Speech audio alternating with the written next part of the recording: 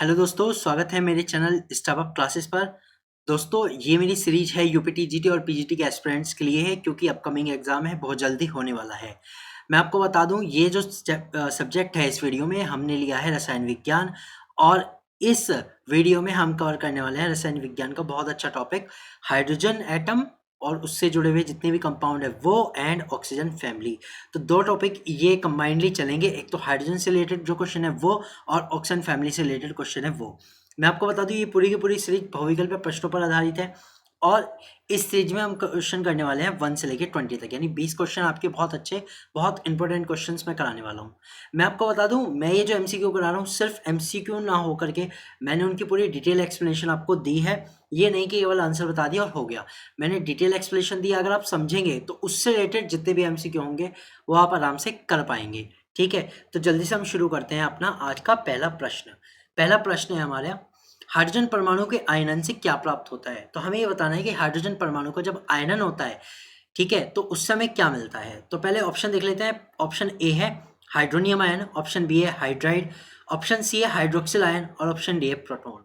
ठीक है, चार ऑप्शन हमारे पास हैं। तो पहले मैं आपको बता देता हूँ, अब हाइड्रोजन परमाणु का आयनन होता है तो उससे क्या बनता है। देखिए, हाइड्रोजन जो परमाणु होता है उसका सिंबल होता है H। ठीक है, और जब हम इसका आयनाइजेशन करते हैं तो आयनाइजेशन करने के बाद ये दो पार्ट में टूट जाता है। एक पार्ट तो बनता है H पॉजिटिव, और इसमें से एक इलेक्ट्रॉन निकल जाता है, ये इसके आयनन से मिलता है। अब आयनन में एक तो इलेक्ट्रॉन मिला जो कि हमारे ऑप्शन में है ही नहीं, तो एक मिला हमें H पॉजिटिव। H पॉजिटिव, अब ये जो H पॉजिटिव होता है इसे हम बोलते हैं प्रोटॉन, इसे हम बोलते हैं प्रोटॉन। तो हमारा जो आंसर हो जाएगा वो आ जाएगा डी आंसर। ठीक है, आंसर हो गया हमारा डी। देखिए, अब क्वेश्चन नंबर 2 है, ड्यूटेरियम का अनुभार क्या होता है। ड्यूटेरियम का अनुभार बताना है। चार ऑप्शन हमारे पास है। ए है 3.053 यानी 3.053, बी ऑप्शन है 6.212 6.212, सी ऑप्शन है हमारे पास 1.793 1.793, और डी ऑप्शन है 4.028 4.028। इनमें से हमें बताना है कि ड्यूटेरियम का अनुभार क्या होता है। सबसे पहले मैं आपको बता दूं ड्यूटेरियम एक्चुअली होता क्या है। देखिए, जो ड्यूटेरियम होता है उसका सिंबल होता है डी, और ये जो होता है ये हाइड्रोजन का एक आइसोटॉप होता है। It is hydrogen isotope. Okay, ये हाइड्रोजन का क्या होता है, आइसोटॉप होता है। देखिए, हाइड्रोजन का जो सिंबल होता है, हाइड्रोजन का सिंबल होता है 1H1, ड्यूटेरियम का होता है 1H2, यानी कि जो इसका अनुभार होता है वो हाइड्रोजन से थोड़ा ज्यादा होता है। ड्यूटेरियम का जो अनुभार है वो हाइड्रोजन से ज्यादा होता है, एटॉमिक भार। अब बात करते हैं अनुभार की। अनुभार की बात है कि D2 अणु जो होता है ड्यूटेरियम का बनेगा D2, जैसे हाइड्रोजन का अणु बनता है H2, ऐसे ड्यूटेरियम का बनता है D2। अब D2 का जो अनुभार होगा वो कितना होगा, तो मैं आपको बता दूं, जो D होता है इसका जो अनुभार होता है वो होता है 2.014, 2.014, 2.014। अब D2 का कितना हो गया, तो इसका डबल कर दीजिए, क्योंकि दो आइटम आपस में जुड़ रहे हैं ड्यूटेरियम के, तो ये हो जाएगा 4.028। तो ये होता है ड्यूटेरियम का अनुभार 4.028, इसलिए हमारा आंसर हो गया डी। तो हमारा आंसर होता है इसका डी आंसर। चलते हैं अगले प्रश्न पर। प्रश्न नंबर 3, H2O2 का 1 मिली एनटीपी पर 10 मिली O2 देता है। यह है, ये कह रहे हैं कि H2O2 का जब 1 मिलीलीटर एनटी पर 10 मिलीलीटर O2 के बनाता है। ठीक है, तो यह किसके इक्विवेलेंट है। ए है 50 आयतन H2O2 के, बी ऑप्शन है 30 आयतन H2O2 के यानी 30 आयतन H2O2 के, सी ऑप्शन है 10 आयतन H2O2 यानी 10 आयतन H2O2, और डी ऑप्शन है 20 आयतन H2O2 के। तो हमें बताना है ये किसके इक्विवेलेंट है। तो इसमें जो इक्विवेलेंट होता है ये 1 ml से 10 ml O2 बना रहा है, तो जाहिर सी बात है 10 आयतन H2O2 के इक्विवेलेंट हो जाता है। तो ये इसका आंसर हो जाएगा सी, 10 आयतन H2O2। तो इसका आंसर हो गया सी। क्वेश्चन नंबर 3 का आंसर हो गया सी, से नोट कर लीजिएगा। चलते हैं क्वेश्चन नंबर 4 पर। O2 गैस सूर्य की किरणों से लेड ऑक्साइड से प्राप्त करने वाले रासायनिक थे। तो ये हमें पूछ रहे हैं कि जो O2 गैस है जब सूर्य की किरणों से लेड ऑक्साइड की रिएक्ट कराई गई थी, सूर्य की किरणों से लेड ऑक्साइड पर सूर्य की किरणें डाली गई थी, तो उससे जो O2 गैस बनी थी, ये जो प्रयोग था ये किसने किया था O2 गैस प्राप्त करने का। तो ये हमें बताना है। चार ऑप्शन हमारे पास है। ए है शिले, बी है डाल्टन, सी है प्रिस्टले, और डी है लेवाइजी। तो इसमें से हमें बताना है कि इसमें से कौन सा सही है, किसने ये एक्सपेरिमेंट किया था और O2 को प्राप्त किया था। इसका जो सही आंसर है वो है सी, प्रिस्टले। प्रिस्टले ने ये एक्सपेरिमेंट किया था और O2 को प्राप्त किया था। सूर्य की किरणों लेड ऑक्साइड पर जब डाली गई थी तो वो डिकम्पोज हुआ था और उससे ऑक्सीजन गैस बनी थी। चलते हैं अगले क्वेश्चन नंबर 5 पर। ये बहुत अच्छा इंपॉर्टेंट क्वेश्चन मैं आपको कहूंगा, ये इंपॉर्टेंट क्वेश्चन है। परम्यूटेट का सूत्र क्या है? परम्यूटेट देखिए एक सब्सटेंस दिया है परम्यूटेट, उसका सूत्र बताना है। चार ऑप्शन आपके पास है Na2Si2O8, बी ऑप्शन है Na2SiO8, सी ऑप्शन है Na2Al2Si2O8 और डी ऑप्शन है NaAlSiO8। चार ऑप्शन हमारे पास यहाँ पर इन्होंने दिए हैं। चार ऑप्शन में बताना है परम्यूटेट का सूत्र क्या है। ठीक है, तो इसका जो सही आंसर है वो है सी। इसका सही आंसर है सी, Na2Al2Si2O2। अब इसके बारे में थोड़ी सी आपको डिटेल बता देता हूँ। देखिए परम्यूटेट होता क्या है। परम्यूटेट को हम सिंथेटिक जियोलाइट भी कहते हैं, सिंथेटिक जियोलाइट। ठीक है, सिंथेटिक जियोलाइट। ये किस काम आता है? ये आता है to remove hardness of water. जब वाटर हार्ड हो जाता है, हार्डनेस ऑफ वाटर भी हम इस चैप्टर में थोड़ा सा देखेंगे। तो हार्डनेस ऑफ वाटर, जब वाटर जो होता है वो हार्ड होता है तो उसकी हार्डनेस को हटाने के लिए होता है। ठीक है, अब इसका फॉर्मूला हमने देखा कि ये होता है Na2Al2Si2O8। तो इसका अगर हम केमिकल नेम लिखे तो परम्यूटेट तो कॉमन नेम हो गया, केमिकल नेम होगा सोडियम एल्यूमिनो सिलिकेट।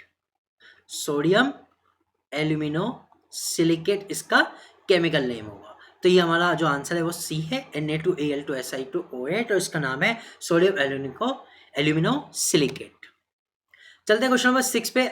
ऑक्सीजन अणु क्या है? देखिए ऑक्सीजन अणु पूछा है क्या है, लेकिन ऑक्सीजन अणु के तो बहुत सारे आंसर हो सकते हैं, लेकिन हमें जो आंसर देना है वो जो नीचे ऑप्शन है उनके अकॉर्डिंग देना है। ये कह रहा है जो ऑक्सीजन अणु, ए ऑप्शन इन्होंने दिया है कि वो प्रतिचुंबकीय है, बी ऑप्शन है कि वो लौह चुंबकीय है, सी ऑप्शन है कि अनुचुंबकीय है, डी उपरोक्त में से कोई नहीं।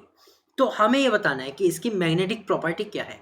इन्होंने पूछा है जो O2 है उसकी मैग्नेटिक प्रॉपर्टी क्या है। मैग्नेटिक प्रॉपर्टी के बेस पे वो प्रतिचुंबकीय है, लौह चुंबकीय है या अनुचुंबकीय है।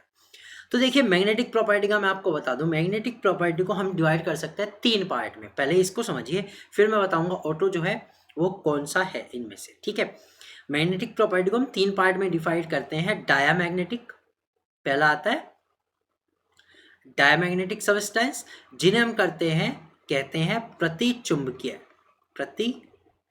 पदार्थ। ठीक है, दूसरा इसका पार्ट आता है पैरामैग्नेटिक। दूसरा क्या पार्ट आता है? पैरामैग्नेटिक। इन्हें हम कहते हैं अनुचुंबकीय। और जो तीसरा आता है वो आता है लौह, इन्हें हम कहते हैं फेरोमैग्नेटिक।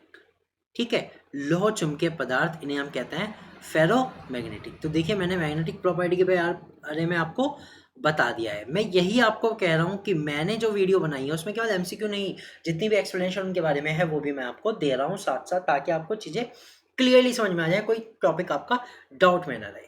अब हमें ये तो पता लग गया इंग्लिश में इन्हें डायमैग्नेटिक, पैरामैग्नेटिक और फेरोमैग्नेटिक कहते हैं। अब इनका मतलब क्या है? देखिए प्रतिचुंबकीय वो होते हैं विच डू नॉट अट्रैक्ट या डज नॉट अट्रैक्ट।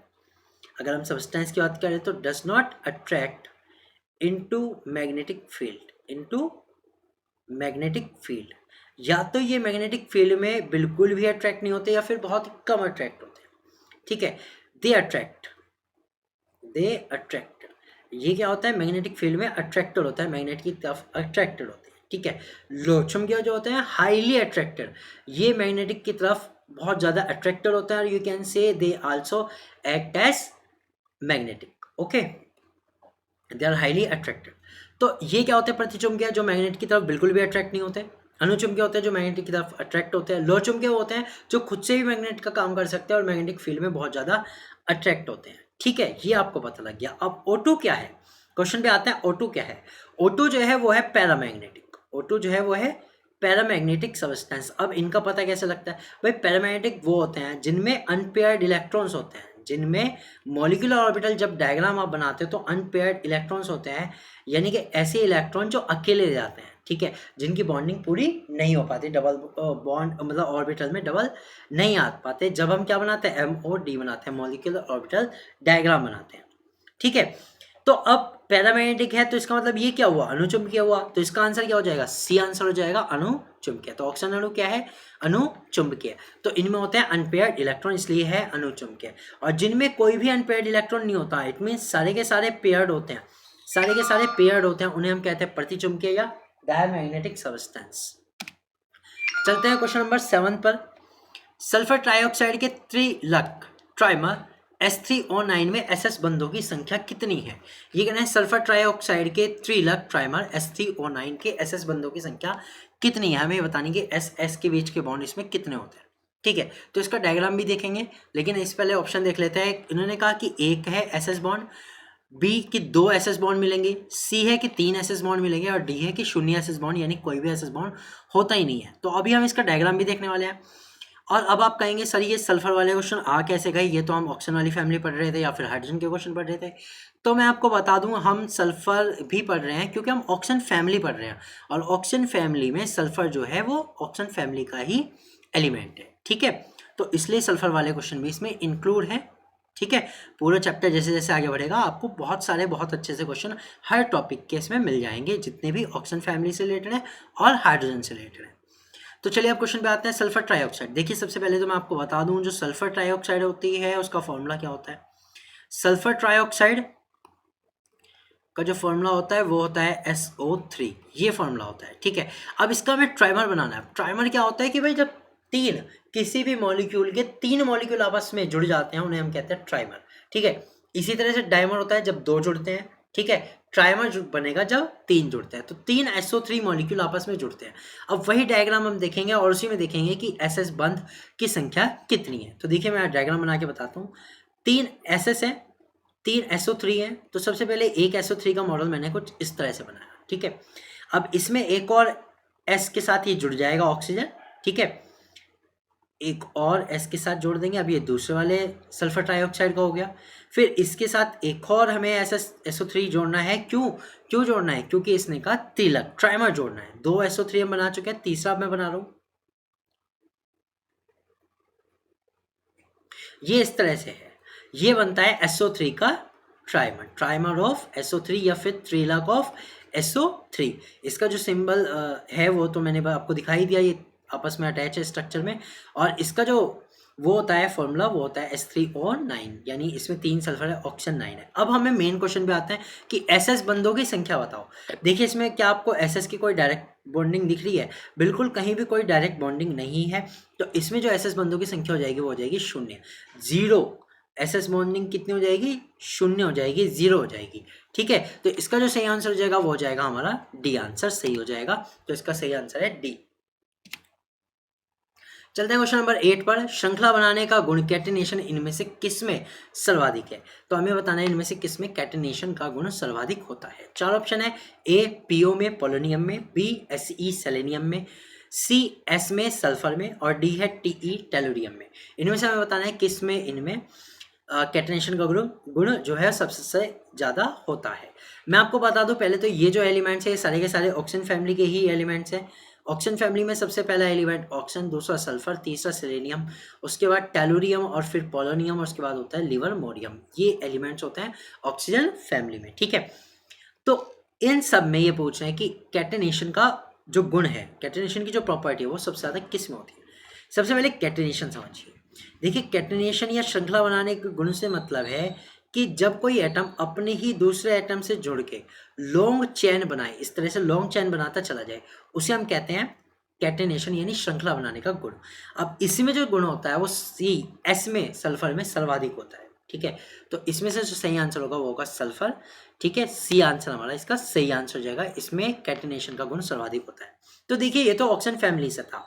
नॉर्मली मैं बता दूं कार्बन में भी ये प्रॉपर्टी सबसे ज़्यादा होती है, लेकिन जो कार्बन है वो कार्बन फैमिली का एलिमेंट्स है, ऑक्सीजन फैमिली का नहीं है। यहाँ हम ऑक्सीजन फैमिली डिस्कस कर रहे हैं इसलिए कार्बन नहीं आया। ठीक है, ओके, तो ये आपको क्लियर हो गया होगा। अब चलते हैं क्वेश्चन नंबर 9। जल की अस्थायी कठोरता कैसे दूर की जाती है? देखिए हार्डनेस पर क्वेश्चन आया है, जल की अस्थायी कठोरता कैसे दूर की जाती है। 4 ऑप्शन इन्होंने दिए हैं। ए चीनी डालने से, बी उबालने से, सी छानने से, और डी है नमक डालने से। 4 ऑप्शन हमारे पास है। ठीक है, सबसे पहले मैं आपको जल की कठोरता के बारे में बता देता हूँ। देखिए मैंने आपको ये प्रॉमिस किया था कि जब भी मैं कोई टॉपिक कराऊंगा उससे रिलेटेड जो सब टॉपिक है, जो डिटेल है वो मैं ज़रूर बताऊंगा। देखिए मैं आपको बता रहा हूँ जल की कठोरता के बारे में, हार्डनेस ऑफ वाटर, कठोरता। ठीक है, जल की कठोरता। ठीक है, तो जल की कठोरता जो होती है वो 2 टाइप की होती है, मैं आपको बता दूं। एक तो होती है स्थायी कठोरता और एक होती है अस्थायी कठोरता। ठीक है, स्थायी और अस्थायी। स्थायी को हम कहते हैं परमानेंट हार्डनेस, परमानेंट हार्डनेस, और अस्थायी को कहते हैं टेम्परेरी हार्डनेस। ठीक है, दो तरह की हार्डनेस है, टेम्परेरी और परमानेंट। अब पहले समझते हैं होती क्यों है, दूर तो कर ही लेंगे, पहले इनका कारण जानते हैं। देखिए, जो हार्डनेस है वाटर की, वो मेनली जो कारण होती है वो होती है कैल्शियम और मैग्नीशियम। ये दो एलिमेंट याद रखिएगा, कैल्शियम और मैग्नीशियम के कुछ कंपाउंड्स बनते हैं।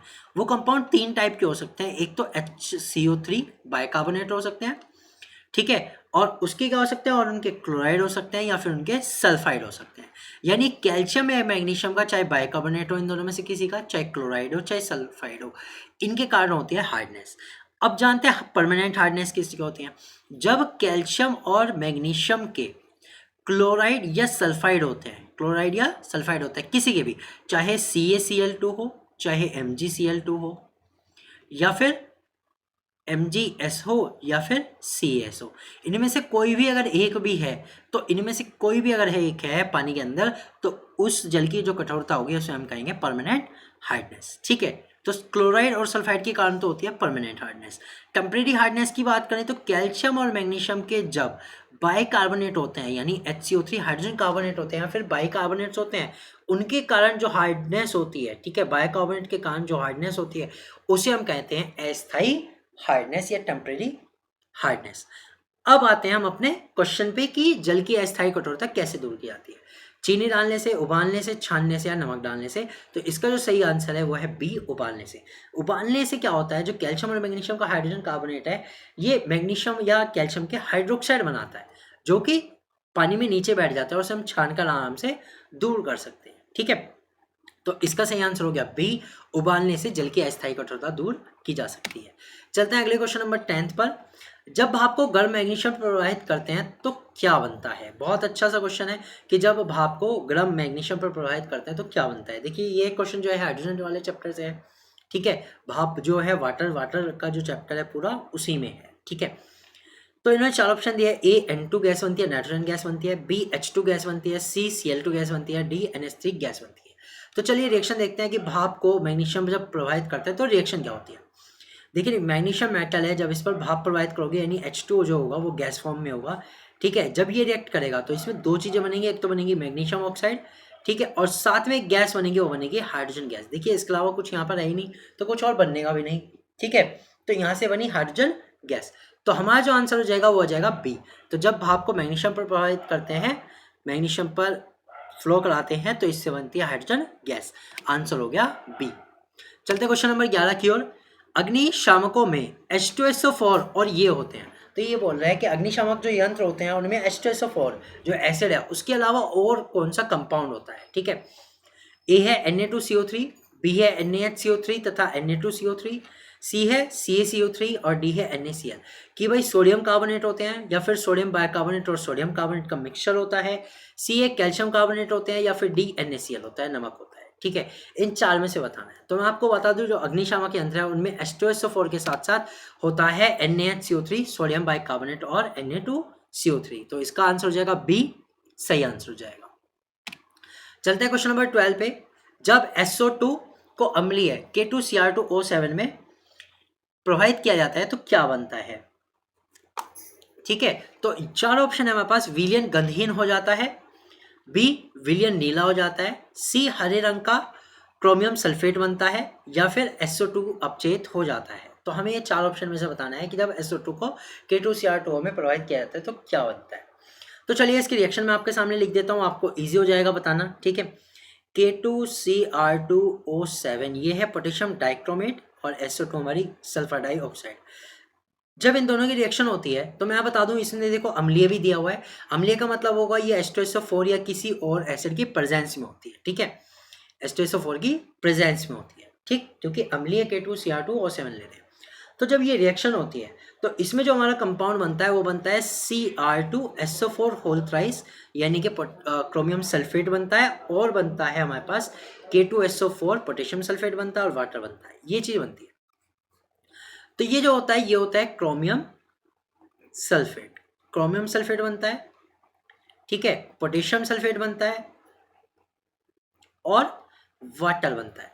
तो हमारे लिए जो मेन आंसर होगा वो होगा कि क्रोमियम सल्फेट बनता है। कलर की बात है कि हरे रंग का बनता है कि नहीं बनता, तो मैं आपको बता दूं ये जो सॉल्यूशन होता है वो होता है ऑरेंज से कलर का होता है। अगर आप इसे कॉन्सेंट्रेट में बनाओगे ऑरेंज कलर का होता है, और यहाँ से जब क्रोमियम सल्फेट बनता है इसका कलर हो जाता है ग्रीन।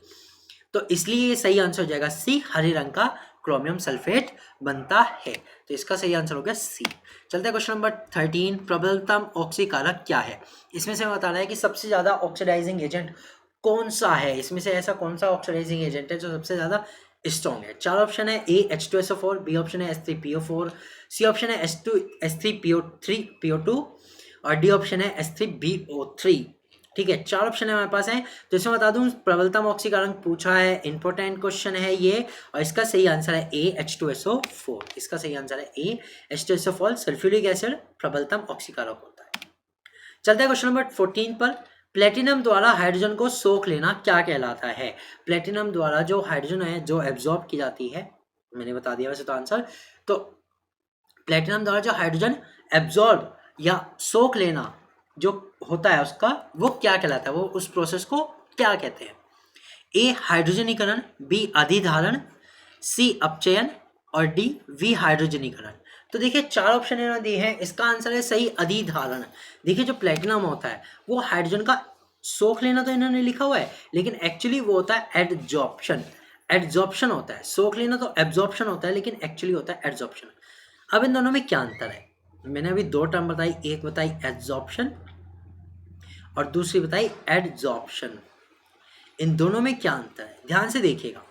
देखिए जब कोई चीज बल्क में एब्जॉर्ब हो जाती है, यानी मैं मानता हूँ कि प्लेटिनम, मान लो मेटल था प्लेटिनम का पीस, और हाइड्रोजन जो है इसके अंदर चली जाती है, हाइड्रोजन जो है इसके अंदर चली जाती है किसी भी तरह से कि ये पोरस है, छिद्रदार है, और हाइड्रोजन जो गैस है अगर वो उसके बल्क में चली जाती है, इसके अंदर चली जाती, तो इस प्रोसेस को हम कहते हैं एब्जॉर्प्शन। जैसे अगर एक फोम के पीस को आप पानी में डालो तो पानी जो है फोम के पीस के अंदर भर जाता है, ठीक है, पानी जो है फोम के पीस के द्वारा सोख लिया जाता है, उस प्रोसेस को हम कहते हैं एब्जॉर्प्शन, सोख लेना, ठीक है। एड्सॉर्प्शन क्या होता है कि जब कोई मेटल का पीस होता है अगर कोई उसकी सरफेस पे रहे, सिर्फ उसकी सरफेस पे रहे, बल्क में नहीं जाता, ठीक है, तो उसे हम कहते हैं एड्सॉर्प्शन या फिर अधिधारण, ठीक है। यानी कि जो इसमें H2 गैस रहेगी वो मेटल की सरफेस पे रहेगी, ना कि मेटल के अंदर जाएगी, ठीक है, इस प्रोसेस को कहते हैं एड्सॉर्प्शन। तो ये और एड्सॉर्प्शन जो होता है वो हाइड्रोजन के साथ, प्लेटिनम के साथ भी सेम होता है, पैलेडियम के साथ भी सेम होता है और निकल के साथ भी सेम होता है। अगर तीनों में से कुछ भी दिया है तो होगा अधिधारणी, एड्सॉर्प्शन ही होगा, ठीक है। आई होप कि ये क्वेश्चन का जो आंसर है वो अच्छा लगा होगा, ठीक है। एड्सॉर्प्शन का एक जनरली अगर आप एग्जांपल चाहें तो वो होता है जैसे किसी चीज़ पे जब धूल बैठ जाती है तो वो एड्सॉर्प्शन होता है क्योंकि धूल उसकी सरफेस पे होती है, ठीक है। चलते हैं क्वेश्चन नंबर 15, ज़ेरोनोन निम्न में से किसका उदाहरण है, ठीक है। ए उदासीन ऑक्साइड का, बी उभयधर्मी ऑक्साइड का, सी बेसिक ऑक्साइड का और डी अम्लीय ऑक्साइड का। देखिए जेडेनो जिंक जो ऑक्साइड है, जिंक ऑक्साइड है, वैसे तो ये मेटलिक ऑक्साइड है, मैं आपको बता दूं ये क्या है, मेटलिक ऑक्साइड है। तो मेटलिक ऑक्साइड जनरली जो होते हैं वो बेसिक नेचर के होते हैं। कैसे नेचर के होते हैं, बेसिक, यानी कि बेसिक ऑक्साइड होते हैं क्षारीय नेचर के होते हैं, ठीक है, क्षारीय प्रकृति के होते हैं। लेकिन जो जेडेनो वगैरह होते हैं, जिंक ऑक्साइड है, एक और है जिंक ऑक्साइड के साथ इसी का भाई है Al2O3 एल्यूमिनियम ऑक्साइड। ये जो दोनों के दोनों है इनका नेचर होता है बेसिक के साथ साथ अम्लीय भी होता है, ठीक है, ओके। तो इनका जो नेचर है वो बेसिक के साथ साथ अम्लीय भी होता है। तो अब ये दोनों टाइप का नेचर दिखाते हैं, यानी कि बेसिक नेचर भी दिखाते हैं और एसिडिक नेचर भी दिखाते हैं, दोनों के दोनों। Al2O3 भी बेसिक नेचर भी दिखाता है और एसिडिक नेचर भी दिखाता है। तो इस तरह के जो ऑक्साइड होते हैं जो दोनों का बिहेवियर दिखाते हैं उन्हें हम कहते हैं उभयधर्मी ऑक्साइड, उभयधर्मी ऑक्साइड, ठीक है, इनको हम कहते हैं उभयधर्मी ऑक्साइड। इंग्लिश में बोलेंगे amphoteric oxide, amphoteric oxide.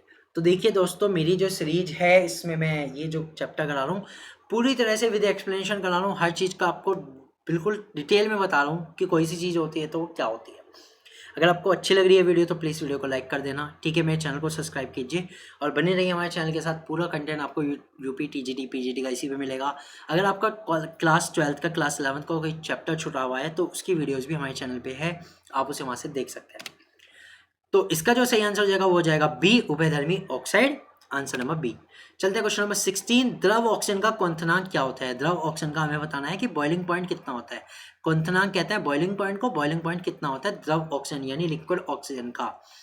Liquid oxygen का जो बॉइलिंग पॉइंट है वो हमें बताना है। चार ऑप्शन है हमारे पास। -500 डिग्री सेल्सियस, बी ऑप्शन है -183 डिग्री सेल्सियस, सी ऑप्शन है 273 डिग्री सेल्सियस और डी ऑप्शन है -273 डिग्री सेल्सियस। तो मैं आपको बता दूं द्रव ऑक्सीजन का जो क्वथनांक होता है वो होता है -183 डिग्री सेल्सियस, -183 डिग्री सेल्सियस। ठीक है, तो इसका जो सही आंसर हो जाएगा वो हो जाएगा बी, -183 डिग्री सेल्सियस। ये आप नोट कर लीजिएगा। जो O2 का जो बॉइलिंग पॉइंट होता है वो होता है -183 डिग्री सेल्सियस। चलिए कुछ और बता देता हूँ, अगर आप रखना चाहें नोट्स बना लीजिएगा इसके। ठीक है, मैं आपको बताता हूँ नाइट्रोजन का जो होता है वो भी पूछ लिया जाता है शायद एग्जाम में, तो उसके लिए बताता हूँ। नाइट्रोजन का होता है 195.8 डिग्री सेल्सियस। ठीक है, और आप अमोनिया का याद कीजिए। NH3 का जो होता है वो होता है -33.34 डिग्री सेल्सियस। ठीक है, और अब मैं आपको बताता हूँ CO2 का भी जान लीजिए क्योंकि नेचर में पाई जाती है गैस एटमॉस्फेयर में। ठीक है, तो इसका होता है -78.5 डिग्री सेल्सियस। तो इस तरह से मैंने इन सबको आपको बता दिया है। ये चार इंपॉर्टेंट है, बहुत आपके एग्जाम में पूछे जा सकते हैं क्योंकि O2, N2 और CO2 जो है जनरली एटमॉस्फेयर में प्रेजेंट रहती है इसलिए। तो डिटेल के साथ में सभी आपको MCQ के आंसर बता रहा हूँ, जो कुछ रिलेटेड चीज़ें हैं वो भी आपको बताता चल रहा हूँ। और तो वीडियो अगर अच्छी लग रही है तो प्लीज़ सब्सक्राइब कीजिए, अपने फ्रेंड्स के साथ शेयर जरूर कीजिएगा। हमारे चैनल को सब्सक्राइब कीजिए ताकि आपको हर एक टॉपिक पर UP TGT के क्लास 12 क्लास 11 के सभी टॉपिक्स पर आपको वीडियो हमारे चैनल पर मिल सके। चलते हैं आगे क्वेश्चन नंबर 17 पर। किसके साथ तनु नाइट्रिक अम्ल की क्रिया करने से H2 गैस बनती है? देखिए ये पूछ रहे हैं कि किसके साथ, इनमें से कौन सा ऐसा मेटल है जिसके साथ तनु नाइट्रिक अम्ल यानी डाइल्यूट HNO3 एसिड के साथ क्रिया करने पर H2 गैस बनेगी। चार ऑप्शन है। A zinc, B magnesium, C Fe और डी है Cu। तो इसका जो सही आंसर है वो है बी Mg। इसका सही आंसर है मैग्नीशियम।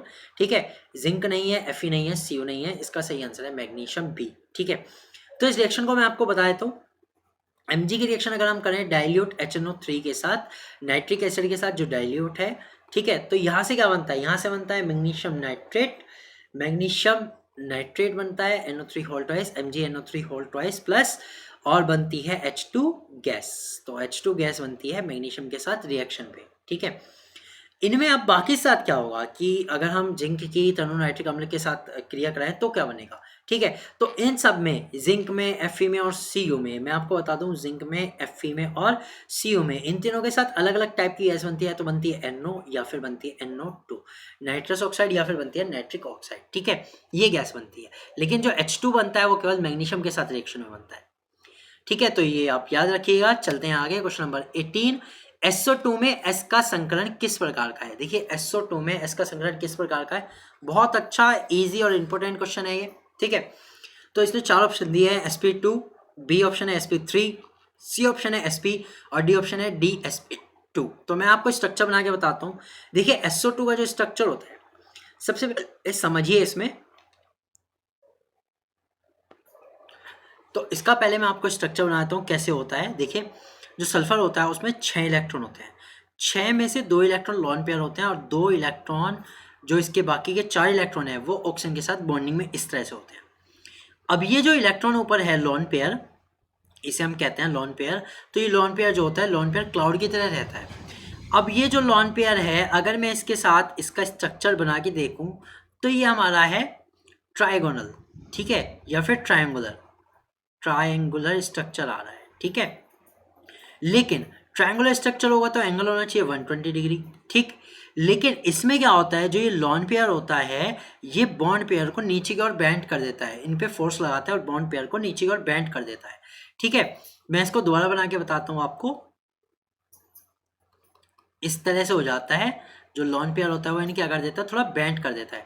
अब ये जो एंगल है 120 डिग्री ना होकर के 119 डिग्री रह जाता है, 119 डिग्री रह जाता है। ठीक है, हाइब्रिडेशन कौन सा होता है? हाइब्रिडेशन sp2 होता है। बाकी डिटेल मैंने आपको बता दी। ठीक है, तो SO2 में S का जो संकरण होता है वो होता है sp2। 2, इसके लिए सही आंसर हो जाएगा ए।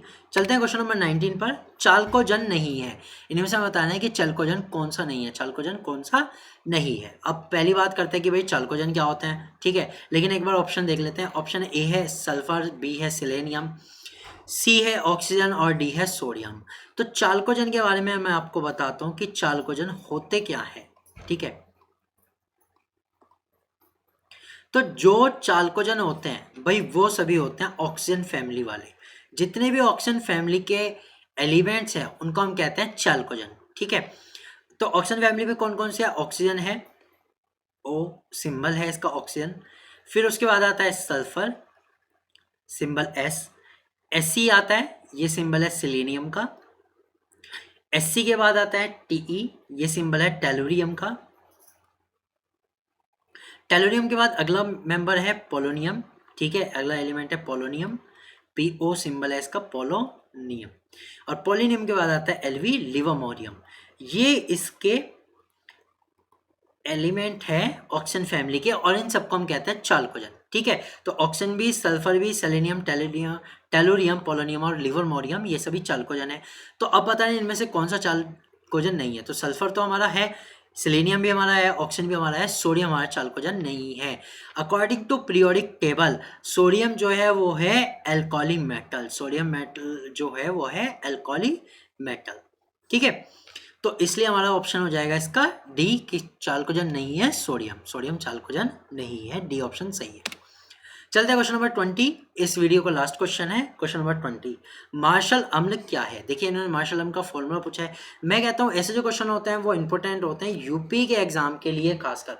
अगर आप यूपी का कोई भी एग्जाम दे रहे हो जिसमें केमिस्ट्री आ रहा है तो ये क्वेश्चन इस टाइप के इंपॉर्टेंट हो जाते हैं जो डायरेक्ट क्वेश्चन होते हैं, ठीक है।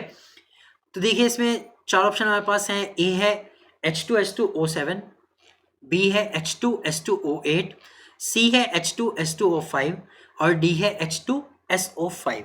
इसमें से बताना है मार्शल अम्ल किसको कहते हैं। तो इसका जो सही आंसर है वो आंसर है बी, मार्शल अम्ल कहते हैं H2S2O8 को, ठीक है, H2S2O8, ठीक। तो मार्शल अम्ल कहते हैं H2S2O8 को। मैं इसका एक बार आपको स्ट्रक्चर बना के जरूर दिखाऊंगा।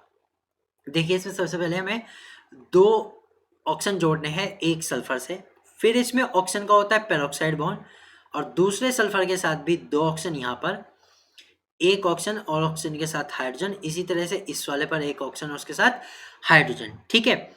ये इसका फॉर्मूला का स्ट्रक्चर है H2S2O8 का, मार्शल अम्ल का। इसका नाम क्या होगा, इसका नाम होगा peroxy sulphuric acid, di sulphuric acid, peroxy di sulphuric acid इसका नाम होता है। मार्शल अम्ल का नाम जो होता है वो होता है परऑक्सी डाई सल्फ्यूरिक एसिड। तो इस तरह से 20 इंपॉर्टेंट क्वेश्चन इस चैप्टर के हो जाते हैं। मैं मिलूंगा आपसे अगले पार्ट में, ठीक है। और अगर आपने मेरे चैनल को अभी तक सब्सक्राइब नहीं किया है तो प्लीज़ सब्सक्राइब कीजिए, ठीक है। और अगर आपको कोई क्वायरीज है, कोई क्वेश्चन है, कोई डाउट है और वर्कशीट लेनी है या PDF नोट्स चाहिए किसी भी चैप्टर की, क्लास 11 12 और किसी भी टाइप के आपको नोट्स चाहिए, तो अब जो व्हाट्सएप कोड आ रहा है आप इसकी स्कैन कीजिए, यहाँ से आपको मेरा नंबर मिल जाएगा और आप मुझे व्हाट्सएप डायरेक्टली कर सकते हैं, इंक्वायरी कर सकते हैं, ठीक है। मैं मिलूंगा आपसे इसके अगले पार्ट में, तब तक के लिए bye, thank you for watching my video. मिलूंगा अगली वीडियो में।